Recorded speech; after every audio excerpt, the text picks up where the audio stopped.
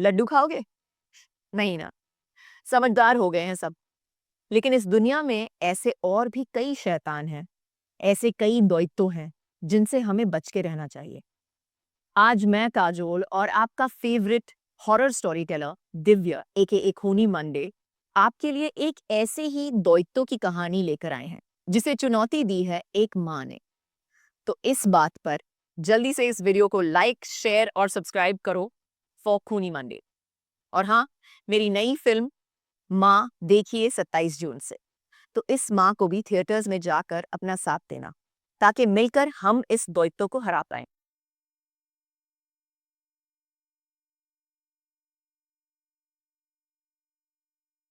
माँ। देर रात हो रही थी। मध्य प्रदेश और तेलंगाना के बीच के हाईवे पर एक सुनसान जंगल वाली सड़क से एक पुरानी कार गुजर रही थी।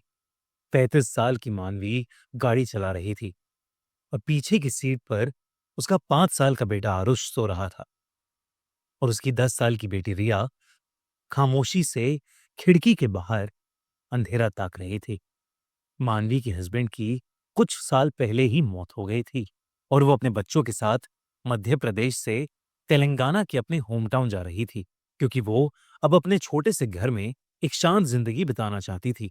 उस जंगल वाली सड़क में एक अजीब सी ठंडक थी और उससे भी अजीब सन्नाटा। दूर दूर तक कोई भी कार नहीं थी। थोड़ी देर बाद मानवी के सर में तेज दर्द उठा। उसने पहले सोचा कि थकान है, लेकिन दर्द धीरे धीरे बढ़ता गया। तभी रिया ने अपनी पीठ पकड़ी और वो जोर से चिल्लाने लगी। इतने में आरुष भी उठकर रोने लगा और कहने लगा कि कोई उसका पैर पकड़ रहा है। मानवी ने जोर से कार की ब्रेक्स लगाईं। कार झटके से रुकी। हर तरफ अंधेरा था। मानवी ने पलट कर देखा तो उसके बच्चों के पैर और शरीर किसी चीज से जकड़े हुए थे, जैसे पेड़ की टहनियों ने उसके बच्चों को कैद कर रखा हो। मानवी को कुछ समझ नहीं आ रहा था और इससे पहले कि वो कुछ कर पाती, उसकी कार के शीशे टूट गए और वो टहनियां उसके बच्चों को जकड़कर जंगल के अंदर ले गई। मानवी जल्दी से दरवाजा खोलकर अपने बच्चों की जान बचाने के लिए जंगल की ओर दौड़ी। हवा में एक अजीब सी बदबू थी, जैसे हर जगह सड़ा हुआ मांस हो। सभी पेड़ जोर से हिलने लगे, जैसे कोई तूफान आने वाला हो। जंगल के अंदर से एक अलग ही डरावनी आवाज आ रही थी, जैसे कोई बहुत भयानक राक्षस उसके अंदर से गुर्रा रहा हो। मानवी जंगल के अंदर घुसती जा रही थी और अपने बच्चों को पुकारती जा रही थी, लेकिन उसे वो कहीं नहीं दिख रहे थे। अचानक एक पेड़ की टहनी सीधा आकर उसके सर पर लगी और वो बेहोश होकर नीचे गिर पड़ी। जब उसकी आंख खुली तो एक बूढ़ी सी औरत उसके पास खड़ी थी। उसके हाथ में एक मशाल थी। मानवी बहुत बुरी तरह से जख्मी थी। उस औरत ने मानवी से कहा कि ये जंगल मायावी है और अगर वो अपनी जान की सलामती चाहती है तो उसे वहां से चले जाना चाहिए। उस बूढ़ी औरत ने मानवी को बताया कि उस जंगल में व्रणक नाम का एक राक्षस रहता है। वो एक भयानक खूंखार दैत्य है जो भूत माता काली का बेटा है। भूत माता काली देवी पार्वती का एक प्रचंड रूप है, जिन्होंने सब जीव जंतु भूत प्रेतों को जन्म दिया था। पर उनका बेटा व्राणक बहुत ज्यादा दुष्ट था, जिस वजह से भूत माता ने उसे कभी अपना प्यार नहीं दिया। लेकिन वो फिर भी नहीं रुका और तब भूत माता ने उसे इस जंगल में ही हमेशा हमेशा के लिए बंद रहने का श्राप दे दिया और व्रानक जंगल के एक बड़े से पेड़ में ही कैद हो गया। व्रानक ने तब से हर मां से बदला लेने की कसम खा ली। वो हर बच्चे से नफरत करता था जिससे उसकी मां को प्यार मिला हो। उसने आसपास के हर गांव के बच्चे को खाना शुरू कर दी और इसलिए उस जगह के आसपास कोई बसावट ही नहीं थी। ये सब सुनकर मानवी का दिल बैठ गया और वो फूट फूट कर रोने लगी।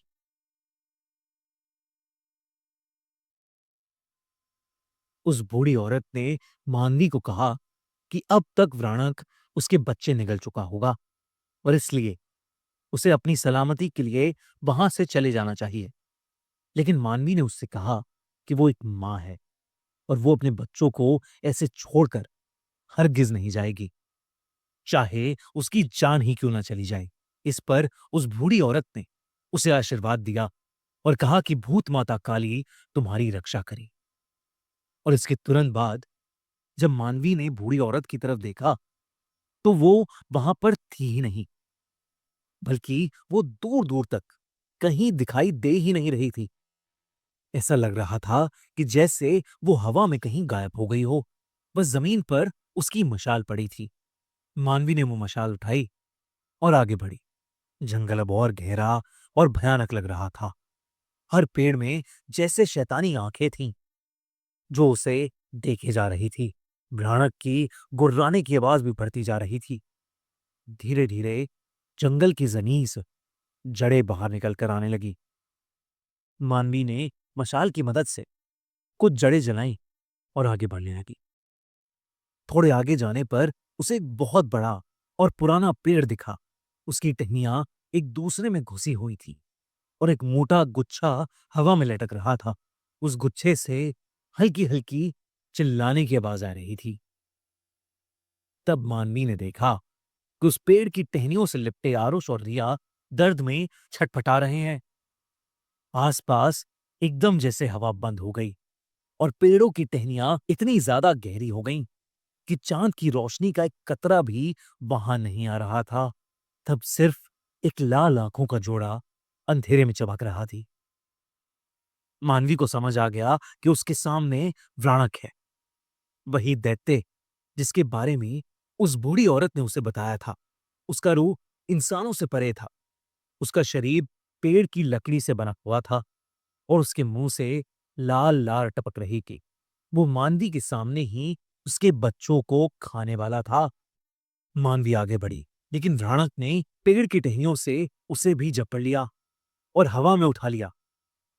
उसके हाथ से वो मशाल छूट गई। जकड़ और टाइट होने लगी और मानवी अपना दम खोने लगी। उसकी बंद होती आंखें सिर्फ अपने बच्चों को देखे ही थी, जिसे व्राणक हंसता हुआ बस निगलने ही वाला था।